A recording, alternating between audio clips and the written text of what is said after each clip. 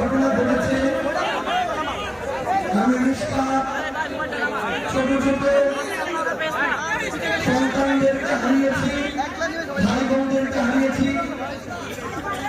তাদের জন্য আমাদের অন্তঃস্থল থেকে দেওয়া, যারা আমাদেরকে ছেড়ে এই পৃথিবী থেকে চলে গিয়েছেন, আল্লাহ যেন তাদেরকে জান্নাত নসিব করেন। যারা এখন হাসপাতালে ওই গর্ভ শরীর নিয়ে ব্যথায় কাটাচ্ছেন, আল্লাহ যেন তাদেরকে দ্রুত সুস্থ করে দেন।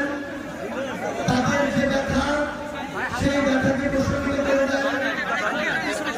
যখন আমাদের নবী সাল্লাল্লাহু আলাইহি ওয়াসাল্লামকে আগুন নিক্ষেপ করা হয়েছিল, আল্লাহ সেই আগুনকে শীতল করে দিয়েছিলেন আমাদের নবী সাল্লাল্লাহু আলাইহি ওয়াসাল্লামের জন্য। একইভাবে আল্লাহ তাদের ব্যথা প্রশমিত করে দেন।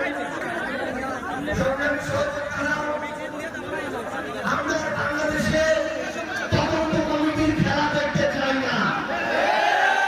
আমরা দেখতে চাই এই অভ্যুত্থান পরবর্তী বাংলাদেশে এই তদন্ত কমিটিগুলো প্রত্যেকটা ঘটনার পিছনে কোন ব্যক্তিগুলো দায়ী, কোন সিস্টেম দায়ী, কোন প্রতিষ্ঠানগুলো দায়ী, সেগুলো খুঁজে বের করে তদন্ত সাপেক্ষে তাদেরকে যেন শাস্তির আওতায় নিয়ে আসে।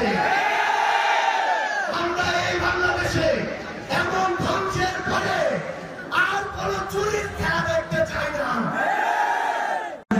করবো যে বাংলাদেশে রাস্তায় বেরোলে আপনাকে দুর্ঘটনার সম্ভাবনা থাকবে না, যে বাংলাদেশে আপনার সুচিকিৎসা নিশ্চয়তা থাকবে, যে বাংলাদেশে আপনার বাচ্চা স্কুলে পাঠাইলে বিল্ডিং ভেঙে পড়বে, ওই আকাশ থেকে প্লেন ভেঙে পড়বে, এই ধরনের রাষ্ট্র ব্যবস্থা আমরা চাই না। এগুলি তদন্ত করা হোক হাসিনার আমলে কি পরিমাণ দুর্নীতি করা হয়েছে। আমরা শুনছি বিমান বাহিনীর সাবেক প্রধান নাকি ৩,০০০ কোটি টাকা দুর্নীতি করছে। এই বিমানগুলো কিন্তু হাসিনার আমলে কেনা। আমরা বিমান বাহিনীতে ভাইরা রয়েছেন, আমরা আপনাদের নিরাপত্তাও চাই। আপনাদের নিরাপত্তা কিন্তু ঝুঁকি তো রয়েছে।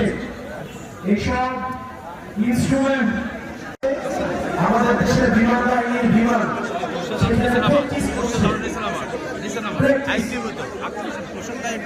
মানুষের জীবন বাংলাদেশের এস্টাবলিশমেন্টের বিষয়। এই যে অবহেলা, এর ড্রাইভার অবশ্যই এই বাহিনীকে অবশ্যই নিতে হবে। আমরা দেখলাম মাইল স্কুলে বিমান ক্র্যাশ হয়েছে, তারপরে সেখানে শিক্ষকদেরকে এবং শিক্ষার্থীদেরকে সেখানে ব্যাপকভাবে বিচারানো হয়েছে। আমরা দেখলাম প্রশাসন যথাযথ, আমাদের একটা স্বাস্থ্যমন্ত্রী আছে বাংলাদেশে, চেনেন ওনাকে? উনি ডক্টর মোহাম্মদ ইউনূসের ভাইবারা কোথায় আসছে? ডক্টর মোহাম্মদ ইউনূসের সচেতনপ্রীতির সবচেয়ে এক্সাম্পল হচ্ছে স্বাস্থ্য উপদেষ্টা। সবসময় করে আসছি এই স্বাস্থ্য উপদেষ্টা